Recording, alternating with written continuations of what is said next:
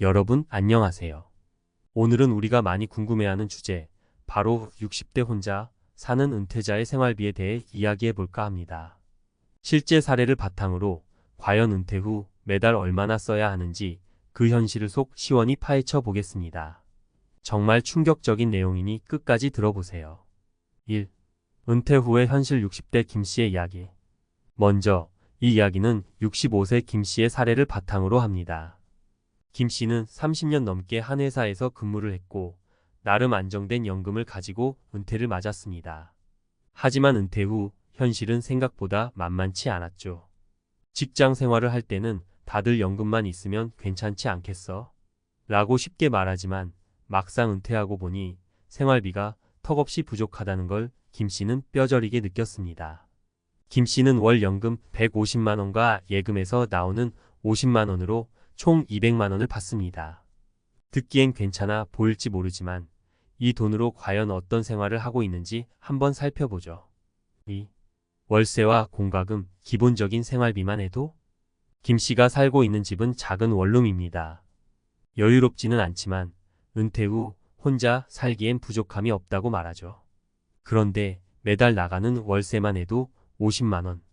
여기에 관리비와 공과금으로 약 10만 원이 추가됩니다. 벌써 60만 원이 나가죠. 그 다음 기본적인 식비를 보겠습니다. 김 씨는 건강을 생각해서 식단에 신경을 쓰지만 그렇다고 호화롭게 먹는 것도 아닙니다. 매달 식비로 30만 원 정도를 씁니다.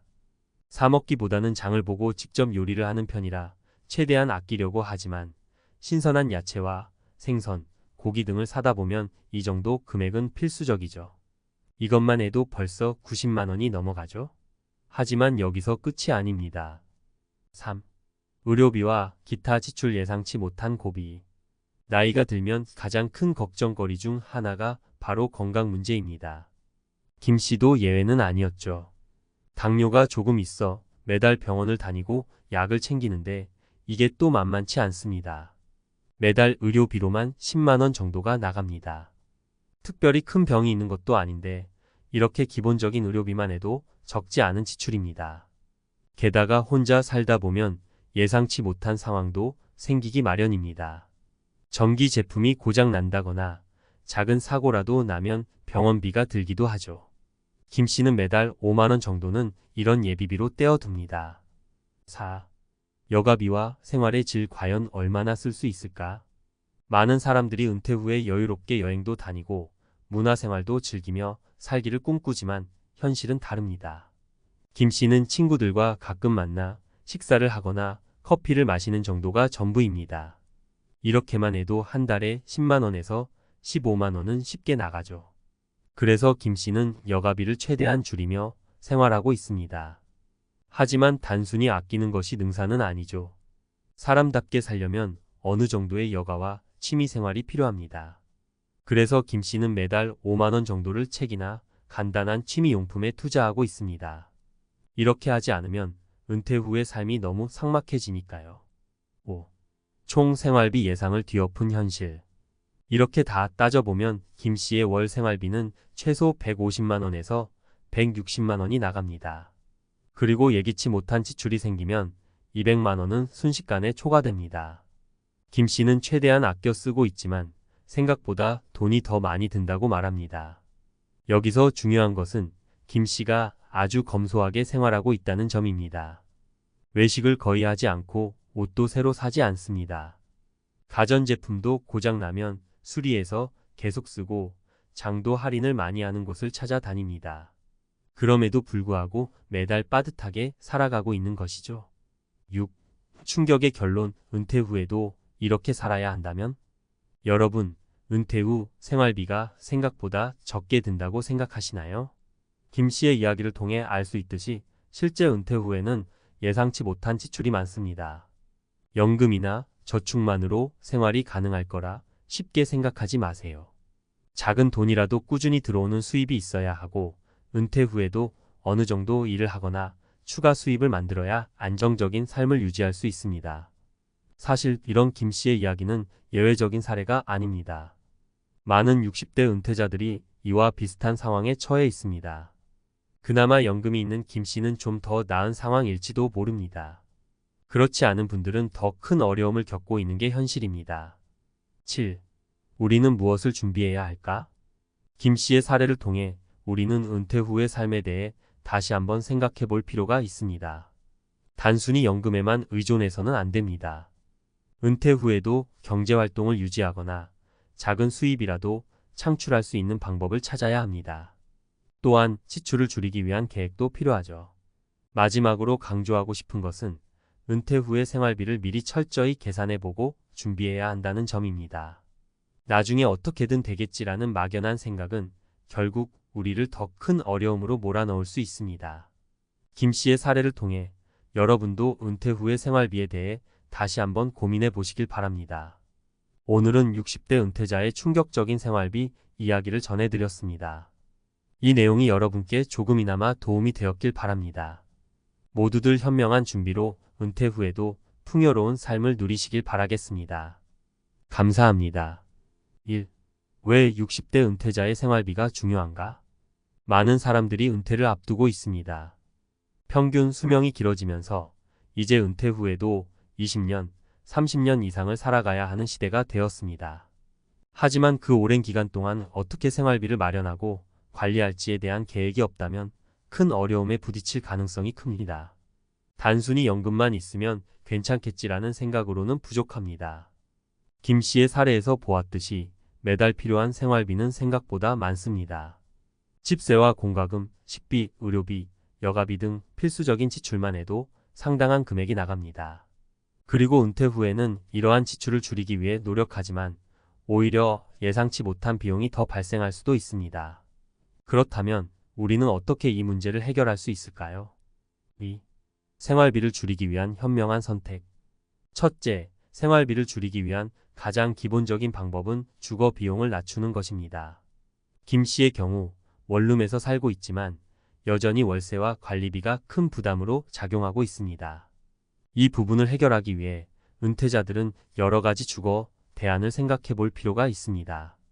예를 들어 지자체에서 운영하는 은퇴자용 주거 프로그램이나 실버타운 같은 대안을 고려할 수 있습니다. 초기 비용은 들더라도 장기적으로는 생활비를 절약할 수 있기 때문이죠. 둘째, 건강관리에 대한 철저한 계획이 필요합니다.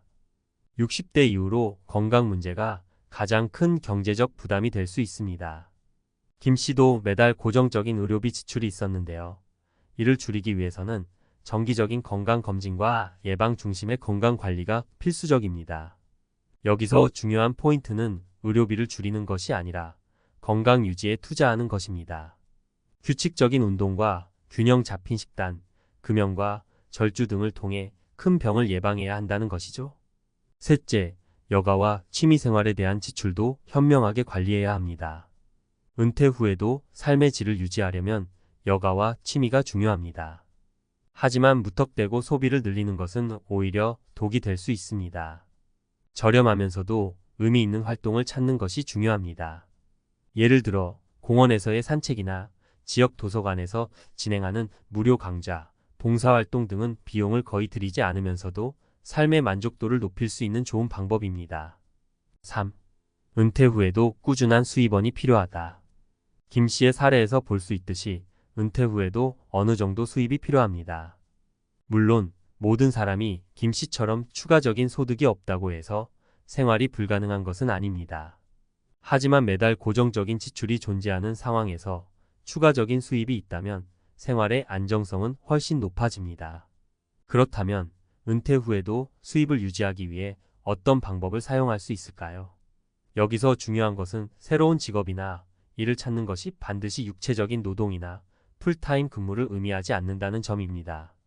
요즘은 온라인 강의, 프리랜서 일자리, 재택근무 등의 다양한 형태로 적은 시간을 투자하면서도 수입을 창출할 수 있는 기회가 많아졌습니다. 김 씨처럼 소규모 사업을 시작하거나 본인의 경험을 살려 강의나 컨설팅을 하는 것도 좋은 선택이 될 수 있습니다. 또한 자격증이나 취미를 살려 소일거리를 찾는 것도 고려해 볼 만합니다. 최근에는 은퇴자들을 대상으로 하는 다양한 교육 프로그램도 많이 생기고 있습니다. 이러한 기회를 적극 활용해 은퇴 후에도 꾸준한 수입을 유지하는 방법을 고민해 보는 것이 좋습니다. 4. 지출 계획을 철저히 세워라. 60대 이후의 지출은 대부분 고정비와 예측 가능한 지출이 차지합니다. 그러므로 지출 계획을 철저히 세우는 것이 매우 중요합니다. 김 씨의 경우 매달 나가는 고정비를 미리 계산하고 예상치 못한 지출에 대비하기 위해 예비비를 준비했습니다. 이러한 준비가 없었다면 작은 의료비나 전자제품 수리비 같은 예기치 못한 상황에서 큰 부담을 느꼈을 것입니다. 따라서 여러분도 매달 예상되는 고정 지출과 비정기적인 지출을 철저히 계획하고 이를 위한 예산을 미리 준비해 두는 것이 필요합니다. 여기서 중요한 것은 너무 지나치게 아끼기보다는 현실적인 지출 계획을 세우는 것입니다. 지나치게 생활비를 줄이면 오히려 삶의 질이 떨어질 수 있으니 적절한 균형을 유지하는 것이 중요합니다. 5. 현명한 소비 습관과 지속적인 자산 관리. 은퇴 후에는 더 이상 급여가 들어오지 않기 때문에 기존의 자산을 관리하는 것이 매우 중요합니다. 김 씨의 경우에도 예금을 통해 매달 일정한 수입을 얻고 있지만 은퇴 후의 생활비를 충당하기에는 턱없이 부족했습니다. 그렇기 때문에 은퇴 전부터 자산을 어떻게 분배하고 관리할지에 대한 계획이 필요합니다. 여기서 강조하고 싶은 것은 단순히 은퇴 자산을 쌓아두는 것이 아니라 이를 현명하게 관리해야 한다는 점입니다. 지나치게 안정적인 자산에만 의존하거나 반대로 지나치게 공격적인 투자에만 몰두하는 것은 위험할 수 있습니다. 균형 잡힌 포트폴리오를 유지하고 전문가의 도움을 받아 지속적으로 자산 관리를 하는 것이 중요합니다. 6. 결론 은퇴 후의 삶, 준비된 사람만이 누릴 수 있다. 오늘은 60대 혼자 사는 은퇴자의 생활비 문제를 중심으로 은퇴 후의 삶을 어떻게 준비해야 할지에 대해 이야기해 봤습니다. 김 씨의 사례는 특별한 경우가 아니라 우리 모두가 겪을 수 있는 현실적인 문제입니다. 그렇기 때문에 우리는 은퇴 후의 삶에 대해 미리 철저히 준비하고 경제적인 안정성을 확보하기 위해 노력해야 합니다.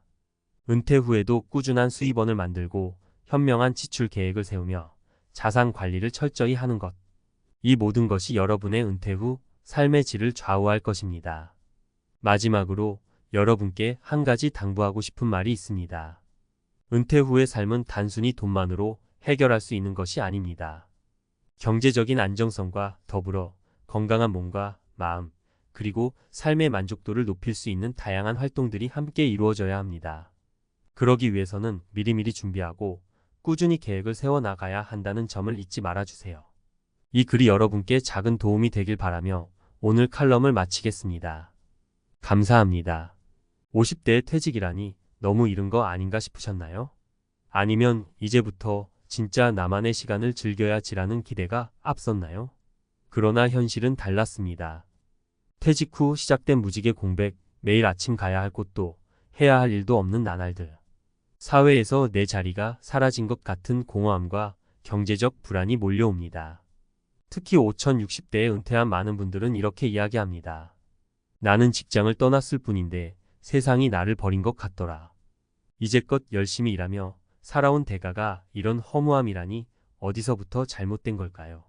오늘 이 질문에 답을 찾아보고자 합니다. 50대 퇴사 후 현실의 문턱에 서다.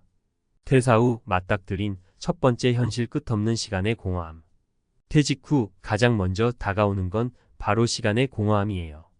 9시부터 6시까지 꽉 채우던 일상이 한순간에 사라지면 마치 바다 위를 떠다니는 작은 배처럼 방향을 잃게 됩니다. 직장에 다닐 때는 시간이 너무 부족하다라고 불평했을지 몰라도 막상 자유로운 시간이 주어지니 뭐부터 해야 할지 모르겠는 거죠. 예를 들어 제 지인 중 한 분인 김 씨는 대기업에서 30년간 근무하다가 53세에 퇴직했어요.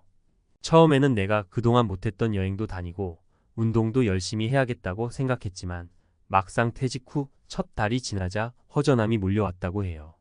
아침에 눈을 뜨면 하루를 어떻게 보내야 할지 고민만 하다 해가 지고 그렇게 몇 달을 보내고 나니 우울감이 찾아왔다고 합니다.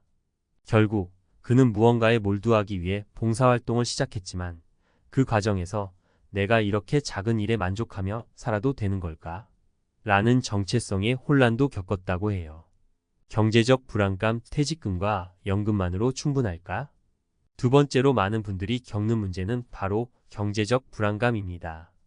퇴직금과 연금만으로 남은 3040년을 버틸 수 있을 거라고 생각했지만 현실은 그렇게 간단하지 않죠.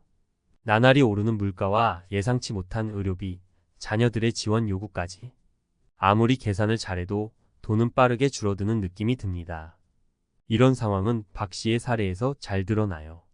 박 씨는 공기업에서 25년을 근무하고 퇴직금을 꽤 많이 받았지만 은퇴 후 자녀 결혼식 비용과 갑작스러운 건강 문제로 몇 년 만에 퇴직금의 절반을 써버렸다고 해요. 그는 나름대로 준비했다고 생각했는데 현실은 예측 불가의 연속이었다며 노후 자금 계획이 이렇게 허술했나 싶었다고 말했습니다. 사회적 고립감 내 자리는 어디에 있을까? 세 번째는 사회적 고립감입니다. 직장에서 자연스럽게 이루어지던 인간관계가 사라지고 나면 남아있는 건 가족이나 소수의 친구뿐이에요. 그런데 문제는 가족들도 각자 바쁘고 친구들도 자신만의 삶에 몰두하고 있다는 점이죠. 결국 고립감은 자신을 더 움츠러들게 만들고 스스로 나는 더 이상 쓸모없는 존재인가? 라는 생각을 하게 만들기도 합니다. 여기서 김영자 씨의 사례를 볼까요? 그녀는 퇴직 후 고향으로 돌아가기로 결심하고 시골로 내려갔어요. 하지만 2년이 지나면서 외로움이 점점 깊어졌다고 해요. 특히 도시에서 익숙했던 인간관계가 끊기고 새로운 사람들과 관계를 맺는데 어려움을 느꼈다고 합니다. 그녀는 혼자 있는 시간이 많아질수록 쓸모없다는 생각이 들었고 그때부터 스스로를 탓하기 시작했다고 말했어요. 퇴직 후 현실 그 해법은 무엇일까요? 이제 중요한 건 이런 현실을 받아들이고 대처하는 방법을 찾는 거예요. 아래 세 가지 방법이 도움이 될 수 있습니다. 새로운 목표 설정하기. 퇴직 후 가장 중요한 건 새로운 목표를 만드는 겁니다. 그것이 취미든 봉사활동이든 아니면 소규모 창업이든 자신만의 목표를 설정하고 매일 조금씩 나아가야 합니다.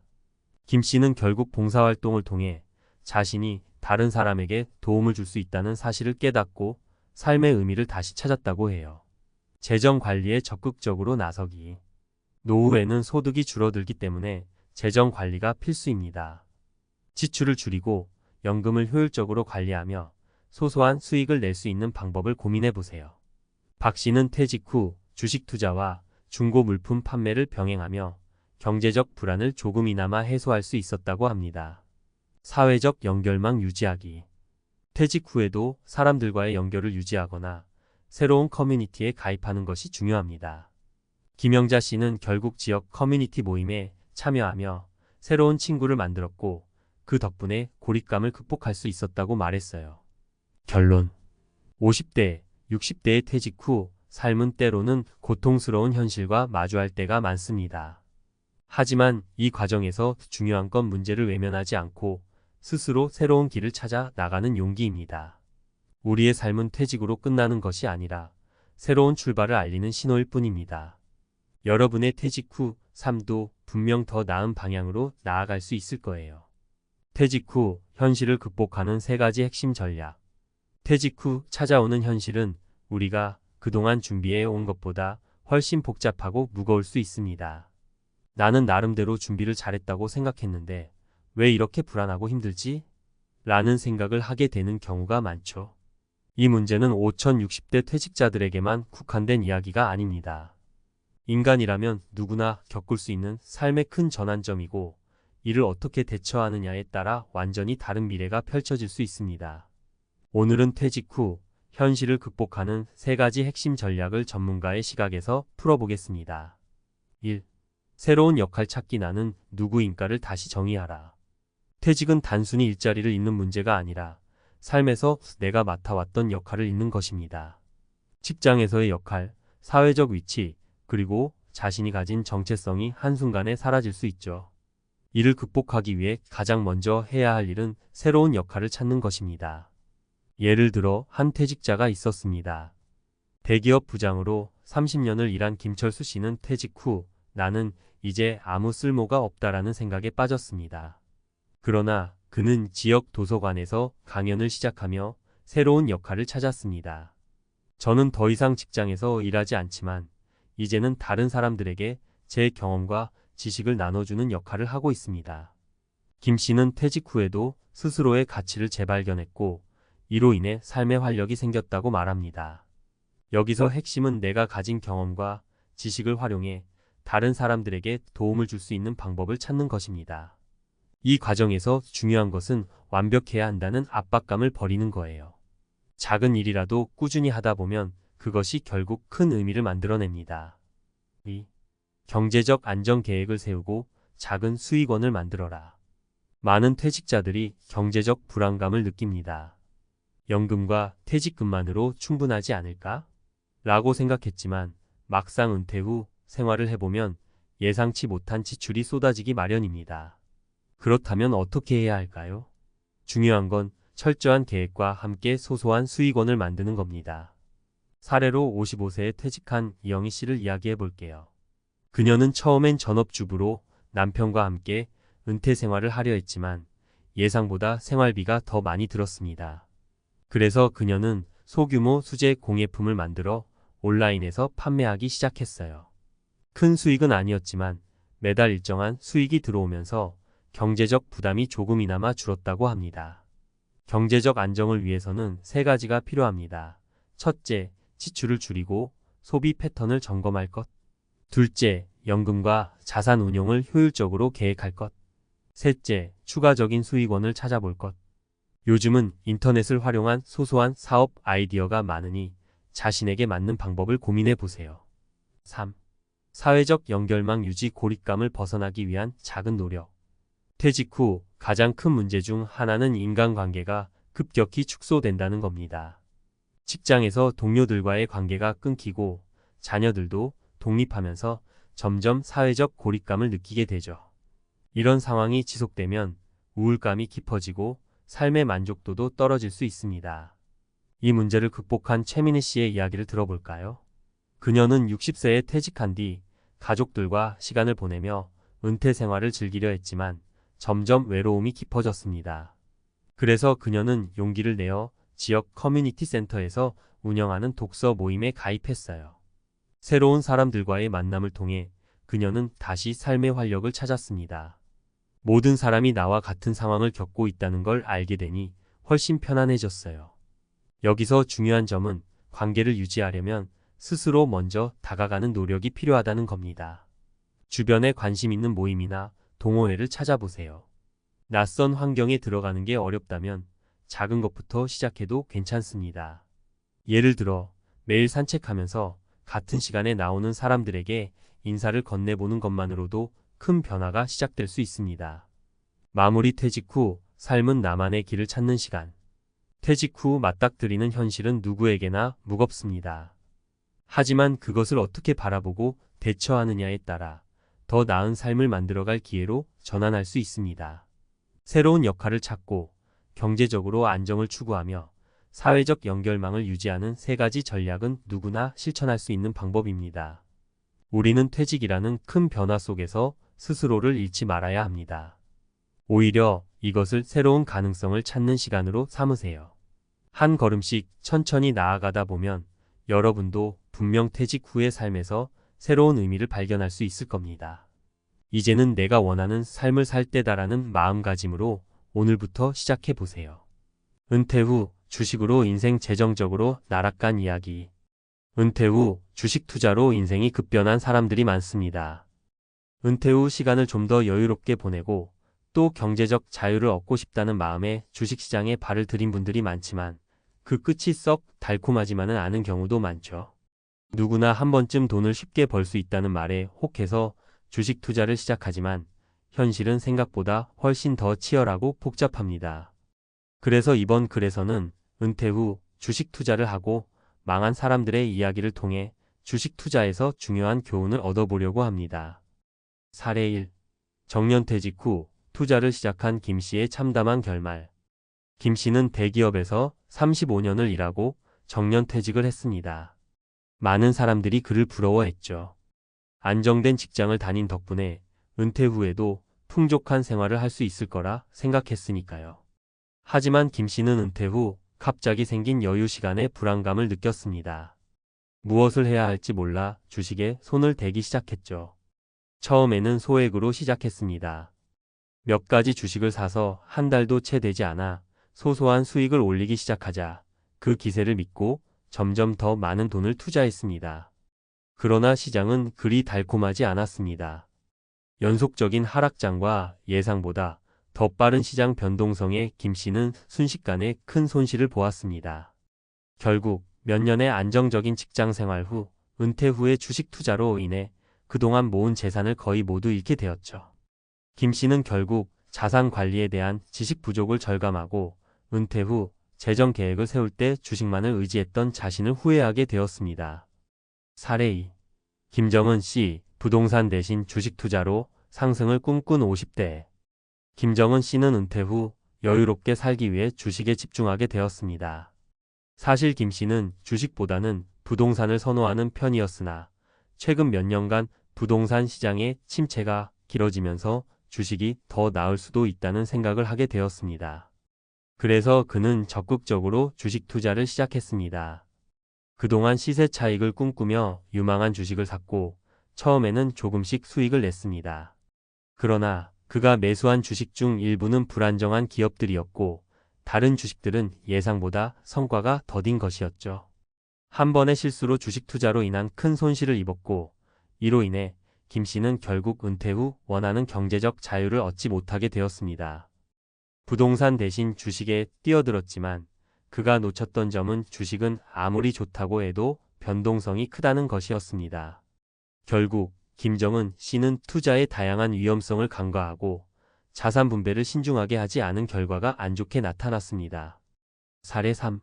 박모 씨의 자녀를 위한 대박 꿈은 꿈으로 끝났다. 박모 씨는 주식 투자를 할 때 자녀들의 미래를 위해 대박을 꿈꿨습니다. 자녀 교육비를 마련하고 집도 한 채 더 사야겠다는 생각에 주식 투자를 시작했죠. 박 씨는 시장을 공부하면서 다양한 기업들의 주식을 샀습니다. 그동안 여러 번의 승리를 경험하며 자신감이 넘쳤고 이젠 잘 되는 기업만 골라서 사면 된다고 확신하게 되었습니다. 그러나 박 씨는 자주 바뀌는 경제 상황에 맞춰 자신의 투자 전략을 수정하지 않았습니다. 그 결과 그의 포트폴리오는 제대로 된 리스크 분산 없이 특정 산업과 주식에 몰려 있었습니다. 시장의 급변동이 일어난 후 박 씨는 대규모 손실을 보았고 자녀 교육비를 위한 계획은 물거품이 되고 말았습니다. 박 씨는 결국 주식은 과학이 아니라 예술이라는 말의 의미를 뼈저리게 깨달았습니다. 은퇴 후 주식 투자에서 중요한 교훈. 이렇게 3명의 사례에서 공통적으로 볼 수 있는 점은 무엇일까요? 바로 분산 투자와 계획적인 접근의 중요성입니다. 은퇴 후 주식 투자에 성공하려면 감정에 휘둘리지 않고 꾸준히 공부하고 전략적으로 접근해야 합니다. 몇 가지 중요한 교훈을 짚어보겠습니다. 분산 투자. 주식의 모든 자산을 투자하는 것은 매우 위험한 일입니다. 한 종목에 집중해서 투자하면 그 종목의 가치가 급락할 때 큰 손실을 입게 됩니다. 다양한 산업과 자산에 분산 투자하는 것이 중요합니다. 이를 통해 시장의 변동성에 대비할 수 있습니다. 투자에 대한 공부. 주식시장은 그 자체로 예측할 수 없는 요소가 많습니다. 단순히 대박을 꿈꾸기보다는 주식의 기본적인 흐름과 시장의 구조에 대해 이해하고 장기적인 관점에서 접근해야 합니다. 주식 투자는 하루아침에 큰 돈을 벌 수 있는 도박이 아니라 시간이 지나면서 꾸준히 자산을 불려나가는 과정입니다. 리스크 관리와 자산 배분. 주식 투자에서 리스크 관리는 필수적입니다. 은퇴 후에 안정적인 삶을 원한다면 주식 투자뿐만 아니라 다른 자산 관리 방법도 함께 고려해야 합니다. 예를 들어 부동산, 채권, 현금 자산 등으로 자산을 분배하는 방법이 필요합니다. 결론. 은퇴 후 주식 투자로 재정적 실패를 겪은 사람들의 이야기는 공통적으로 리스크 관리와 계획 부족이 큰 문제였습니다. 주식시장은 그 자체로 불확실성이 크고 예상치 못한 변동성이 있기 때문에 투자를 결정할 때 충분한 준비와 공부가 필요합니다. 급하게 대박을 꿈꾸는 대신 장기적인 관점에서 자신에게 맞는 투자를 찾아가세요. 그래야만 은퇴 후에도 안전하고 안정적인 재정적 삶을 유지할 수 있을 것입니다. 은퇴 후 주식 투자, 과연 모두에게 맞는 선택일까? 은퇴 후 주식 투자를 선택한 사람들 중에는 성공적으로 자산을 증식한 이들이 있지만 그와 반대로 실패한 사람들도 적지 않습니다. 물론 주식은 그 자체로 높은 수익률을 기대할 수 있는 매력적인 투자처일 수 있습니다. 그러나 주식 투자가 항상 모두에게 맞는 선택이 될 수 있을까요? 은퇴 후 안정적인 생활을 원하는 이들에게 주식 투자가 적합한지, 그리고 어떤 점에서 주식 투자로 인한 실패를 방지할 수 있을지에 대해 전문가의 시각에서 함께 살펴보겠습니다. 주식 투자의 위험성, 은퇴 후의 시간이 문제가 될 수 있다. 주식 투자에서 가장 중요한 요소는 시간입니다. 주식 시장은 변동성이 크고 하루에도 수차례 가격이 오르락 내리락하며 주식의 가치가 급변하는 경우가 많습니다. 하지만 은퇴 후에는 주식에 투자할 시간이 사실상 제한적일 수 있습니다. 예를 들어 직장에 다니던 시절처럼 매일 뉴스와 경제 흐름을 체크하고 직접 시장을 분석할 시간이 부족할 수 있습니다. 그래서 주식에 투자하는 것이 단순히 돈을 벌기 위한 수단이 아니라 시간과의 싸움이 될 수 있습니다. 김정은 씨처럼 은퇴 후 주식에 뛰어든 사람들이 흔히 겪는 문제는 바로 이 시간 부족입니다. 그가 처음 주식을 시작했을 때 그냥 몇 개 사놓고 수익만 나면 되겠다는 생각으로 접근했지만 주식시장은 그의 생각보다 훨씬 더 복잡하고 예측 불가능한 곳이었죠. 시간이 지나면서 그는 시장 흐름을 제대로 파악하지 못했고 결국 투자한 주식이 예상보다 더 큰 손실을 보게 되었습니다. 이는 주식 투자에서 시간이 얼마나 중요한지를 잘 보여주는 사례입니다. 주식에 대한 이해도 부족, 잘못된 투자 성향. 주식시장은 단기적인 변동성을 기반으로 움직이는 곳입니다. 즉, 주식에 투자하려면 어느 정도의 지식과 전문성이 필요합니다. 하지만 은퇴 후에 주식을 시작하는 사람들 중 많은 이들이 주식은 그냥 많이 사놓고 기다리면 되지 않나? 라는 생각으로 접근하곤 합니다. 이런 무지나 막연한 기대는 때로 큰 실패를 불러옵니다. 박모 씨처럼 은퇴 후에 투자에 손을 댄 사람들은 주식시장에 대한 경험이나 이해 없이 투자 전략을 세운 경우가 많습니다. 그가 처음 주식을 샀을 때는 수익을 얻은 적도 있지만 시장에 대한 깊은 분석 없이 좋은 기업의 주식을 사면 무조건 오른다는 생각으로 한 번도 제대로 리스크 관리나 포트폴리오 분배를 고려하지 않았습니다. 결과적으로 주식시장의 변동성이 그를 압박하면서 큰 손실을 보고 말았습니다. 이처럼 주식에 대한 제대로 된 공부 없이 감으로 투자하는 것은 절대로 바람직하지 않습니다. 주식 투자는 그 자체로 복잡하고 단순히 좋은 기업 주식을 선택하는 것이 전부가 아닙니다. 주식 투자에 성공하려면 경제 흐름, 기업 분석, 그리고 시장의 주요 지표에 대한 철저한 분석이 뒷받침되어야 합니다. 은퇴 후 주식 투자, 수익을 추구만 해서는 안 된다. 은퇴 후 여유롭게 살고 싶다는 이유로 많은 사람들이 주식 투자에 뛰어듭니다. 그러나 그 목적이 수익 추구에만 집중되어 있으면 큰 실패를 겪을 가능성이 높습니다. 은퇴 후의 주식 투자는 단기적인 시세 차익을 얻기 위한 투자가 아니라 안정적인 자산 배분과 장기적인 성장 관점에서 접근해야 합니다. 주식 투자에서 가장 큰 위험은 단기적인 가격 변동입니다. 예를 들어 주식시장에서 1일 10%의 상승이나 하락은 흔한 일입니다. 특히 주식 투자 초보자들은 이런 변동성을 제대로 다루지 못해 자주 패닉에 빠지거나 감정적으로 반응하게 되죠. 김 씨의 예를 보시면 초기에 몇 번의 작은 성공을 거두었지만 주식시장의 큰 하락장에서는 심리적으로 큰 타격을 입었습니다. 그가 그렇게 큰 손실을 본 이유는 바로 감정에 의존한 투자를 했기 때문입니다. 이는 주식 투자에서 가장 피해야 할 접근법입니다. 은퇴 후 안정적인 삶을 추구한다면 단기적인 시세 차익을 추구하는 것보다는 자산 배분을 통한 리스크 관리가 훨씬 더 중요합니다. 전문가들은 은퇴 후 주식 투자에 대해 보수적이고 장기적인 전략을 추천합니다. 예를 들어 특정 주식에 대한 투자 비중을 낮추고 배당주나 안정적인 채권 혹은 인덱스 펀드 등 다양한 자산에 분산하는 방법이 더 안전한 투자 방식입니다. 또한 주식시장의 큰 폭의 변동성을 피하고 안정적인 수익을 추구할 수 있는 방법으로는 배당주 투자나 장기 성장 가능성이 큰 우량 주식에 대한 투자도 고려할 수 있습니다. 리스크 분산의 중요성. 은퇴 후 주식 투자에서 가장 중요한 것은 리스크 분산입니다. 한 가지 주식에 몰빵해서 투자하거나 시장을 제대로 이해하지 못하고 시작하는 것 자체가 위험할 수 있습니다.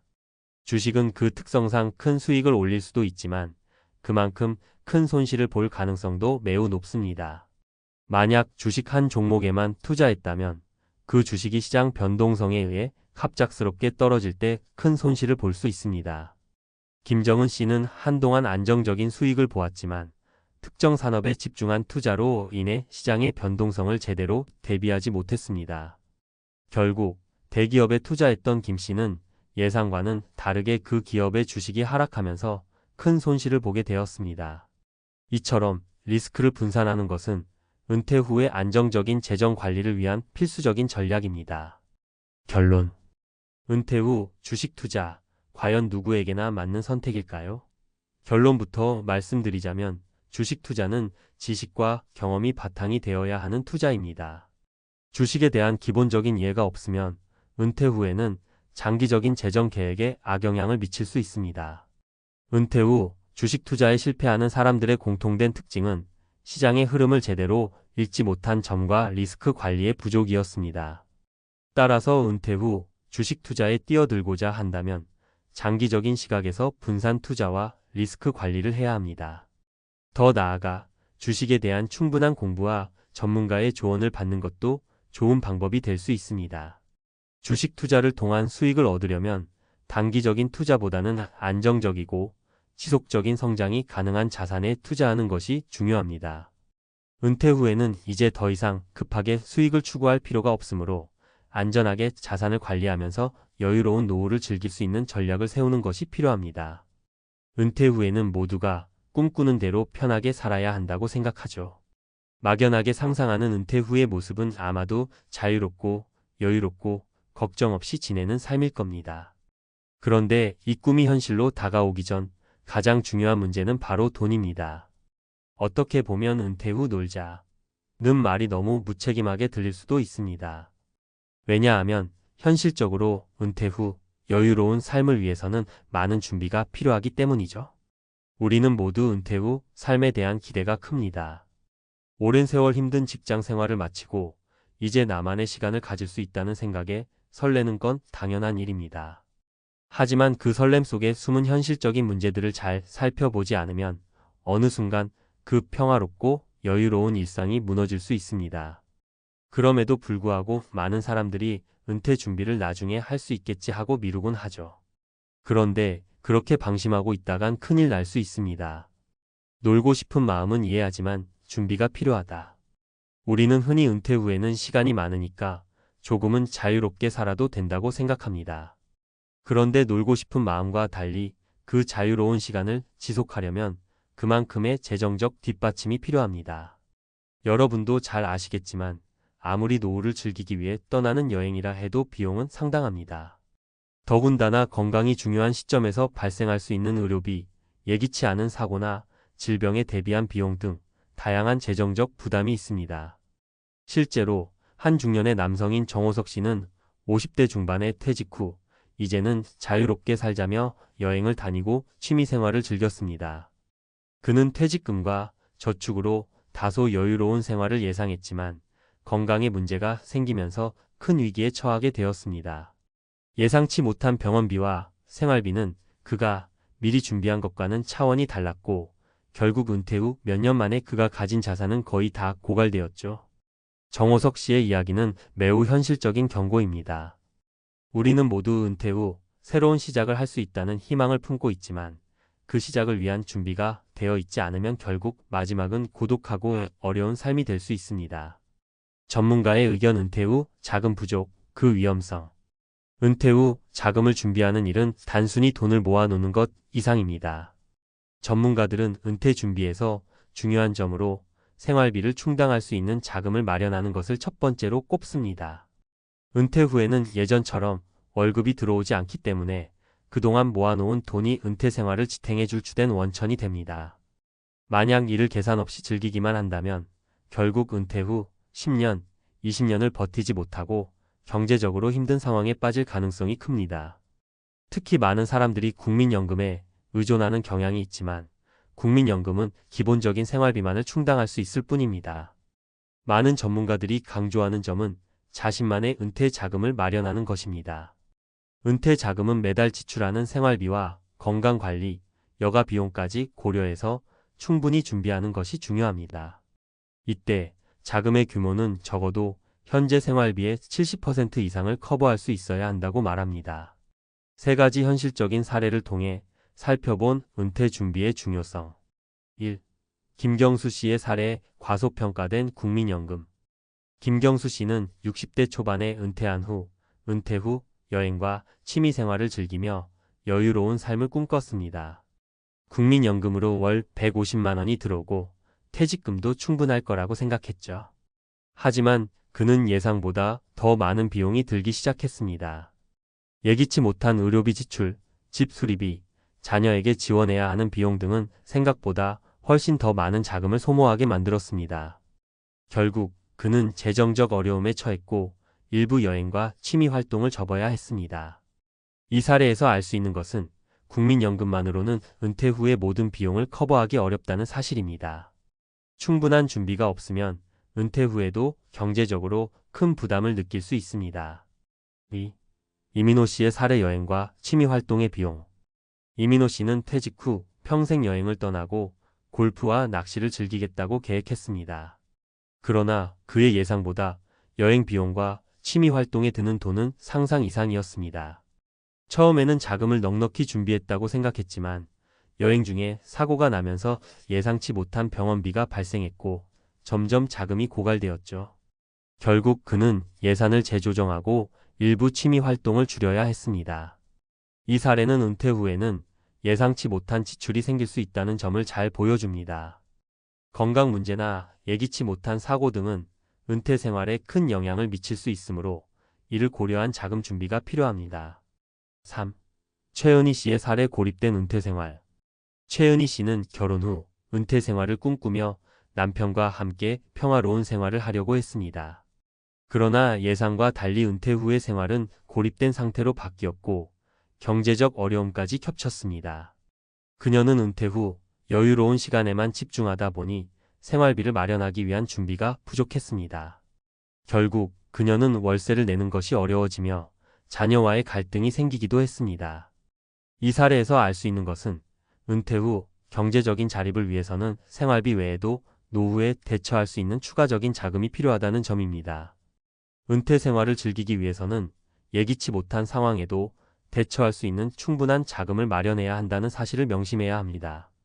결론. 은퇴 후 행복한 삶을 위해 준비가 필요하다. 은퇴 후의 행복한 삶은 단순히 여유롭고 즐겁게 시간을 보내는 것만이 아닙니다. 그 안에는 재정적인 준비와 계획이 필수적입니다. 우리는 모두 자유롭고 여유로운 은퇴 생활을 꿈꾸지만 그 꿈을 실현하기 위해서는 충분한 준비가 필요합니다. 놀기 위해서라도 돈은 필요합니다. 은퇴 자금을 마련하는 일은 결코 늦지 않지만 준비 없이 대충 넘기지 말고 현실적인 계획을 세워 나가야 합니다. 여러분, 은퇴 후 정말로 원하는 삶을 살기 위해서는 지금부터라도 미리 준비를 시작하는 것이 중요합니다. 준비가 철저할수록 은퇴 후 행복한 삶을 살아갈 확률이 높아집니다. 앞서 은퇴 후 자금 준비의 중요성에 대해 살펴보았습니다. 이제 구체적으로 어떻게 은퇴 자금을 준비해야 할지에 대해 전문가의 시각에서 한 번 더 깊이 있는 설명을 이어가겠습니다. 단순히 돈을 모아야 한다는 일반적인 말에 그치지 않고 실질적으로 여러분이 오늘부터 실천할 수 있는 구체적인 팁과 함께 주의사항도 다뤄보겠습니다. 1. 은퇴 후 자금의 70%를 목표로 준비하기.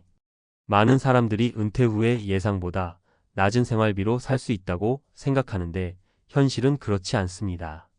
은퇴 후에도 고정비는 계속 발생하고 예기치 못한 지출이 발생하기 때문에 은퇴 후 생활비는 지금보다 더 많을 수 있습니다. 전문가들은 은퇴 후 필요한 자금을 계산할 때 현재 생활비의 70% 이상을 목표로 준비하라고 권장합니다. 예를 들어 현재 매달 생활비가 300만 원이라면 은퇴 후에는 최소 210만 원 이상의 자금이 필요하다는 말입니다. 물론 물가 상승률이나 예상치 못한 지출을 감안하면 이보다 더 많은 금액이 필요할 수 있습니다. 이때 은퇴 후에는 급여가 없기 때문에 매달 일정한 금액을 쌓아두고 자산을 어떻게 활용할 것인지에 대해 구체적인 계획을 세워야 합니다. 2. 국민연금 퇴직금만 믿지 마라. 국민연금은 중요한 노후 준비 자원이지만 국민연금만으로는 전체 생활비를 충당할 수 없다는 점을 명심해야 합니다. 예를 들어 국민연금 수급액이 월 150만 원이라면 그 이상의 생활비를 마련할 수 있는 방법이 필요합니다. 퇴직금 역시 생활비를 지원해주지만 많은 사람들이 이 돈을 너무 쉽게 생각하고 빠르게 소비하려는 경향이 있습니다. 결국 예상보다 빠르게 자금이 소진될 수 있습니다. 이 부분에서 중요한 팁은 다양한 수입원을 마련하는 것입니다. 예를 들어 퇴직 후 100만 원에서 150만 원 정도를 벌 수 있는 일을 찾아보세요. 프리랜서 활동, 온라인 교육 혹은 간단한 자영업 등을 고려할 수 있습니다. 은퇴 후에도 꾸준한 소득원을 확보하는 것이 재정적 안정성을 유지하는 데 도움이 됩니다. 3. 자산 분산 투자로 리스크 줄이기. 노후 자금 준비는 단순히 예금만으로는 부족합니다. 예금은 낮은 이자율을 제공하기 때문에 시간이 지나면 인플레이션에 의해 실질 가치가 줄어들 가능성이 큽니다. 그래서 중요한 건 자산을 분산 투자하는 것입니다. 주식, 채권, 부동산 등 다양한 자산군에 투자하여 위험을 분산시키는 전략이 필요합니다. 하지만 투자에 대한 이해가 부족하다면 전문가의 도움을 받는 것이 좋습니다. 예를 들어 펀드나 ETF 상장 지수펀드에 투자하는 방법이 있습니다. 이들은 분산 투자 효과가 크고 전문가들이 관리하므로 더 안전한 선택이 될 수 있습니다. 특히 ETF는 저비용으로 다양한 자산에 투자할 수 있어 은퇴 자금을 마련하는 데 효과적일 수 있습니다. 4. 은퇴 후 건강관리도 계획에 넣어야 한다. 은퇴 후 건강관리도 중요한 요소입니다. 건강이 나빠지면 병원비나 치료비가 예상보다 훨씬 많이 들 수 있습니다. 특히 고령층은 만성질환에 걸릴 확률이 높기 때문에 건강관리 비용이 큰 부담이 될 수 있습니다. 이 점을 간과하면 은퇴 후에 경제적으로 큰 어려움에 빠질 수 있습니다. 건강보험 외에도 추가적으로 실손보험이나 장기요양보험에 가입해 놓는 것도 좋은 방법입니다. 보험을 통해 예상치 못한 의료비를 최소화할 수 있고 장기적으로는 은퇴 생활을 안정적으로 유지하는 데 도움을 줄 수 있습니다. 전문가들은 최소한 은퇴 후 10년 정도의 의료비를 준비해 두라고 권장합니다. 예를 들어 건강보험으로 커버되지 않는 부분, 비급여 항목 등을 대비할 수 있는 자금을 마련해야 합니다. 5. 은퇴 후 놀기 전 최소한의 비상 자금을 준비하라. 많은 사람들이 은퇴 후 놀러 다닐 생각에 자금을 빨리 소비하려는 경향이 있습니다. 하지만 은퇴 후에도 예기치 못한 상황에 대비할 수 있는 비상 자금을 마련하는 것은 반드시 필요합니다. 예를 들어 예기치 않게 사고를 당하거나 큰 수리비가 발생할 때 이를 처리할 수 있는 자금이 없으면 생활이 어려워질 수 있습니다. 따라서 은퇴 자금을 마련할 때에는 비상 자금을 별도로 마련해 두는 것이 좋습니다. 이를 위해서는 36개월치 생활비를 별도로 적립해 놓는 것이 필요합니다. 예를 들어 매달 200만 원의 생활비가 드는 경우 최소한 600만 원에서 1200만 원 정도의 비상 자금을 마련하는 것이 이상적입니다. 6. 연금 수령 시작 시점 조정하기. 연금을 언제부터 받기 시작할지에 대해서도 신중히 결정해야 합니다. 기본적으로 연금을 늦게 받을수록 수령액이 증가하므로 가능한 한 늦게 받는 것이 유리할 수 있습니다.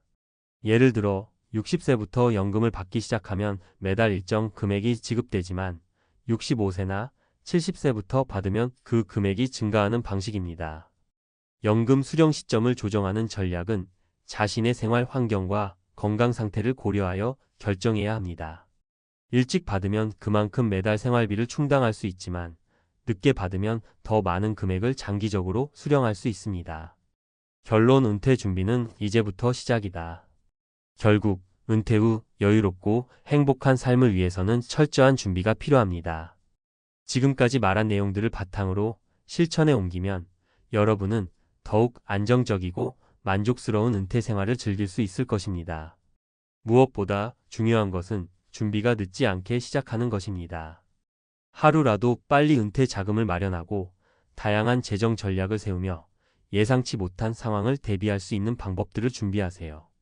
은퇴는 시작이 아니라 준비된 사람만이 얻을 수 있는 기회입니다.